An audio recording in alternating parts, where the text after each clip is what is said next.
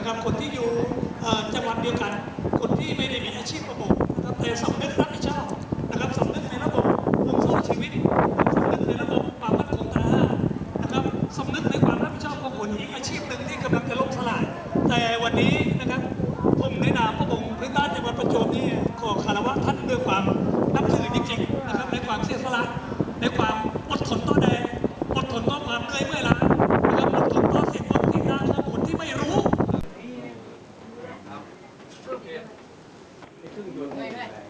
เครื่องยนต์มี2ประเภทนะครับ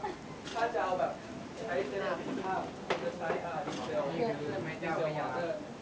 ดีเซลเป็นชิ้น2ตรงนี้2อันแล้วถ้าสำหรับเอคโนมิกก็จะใช้แค่อิเล็กทริก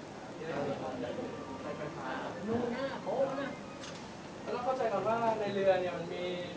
มอเตอร์อยู่2อันทางซ้ายกับทางขวาครับเพราะฉะนั้นอันนี้คือคันเร่งซ้าย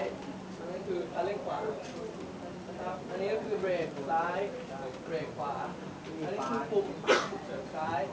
วางได้เลย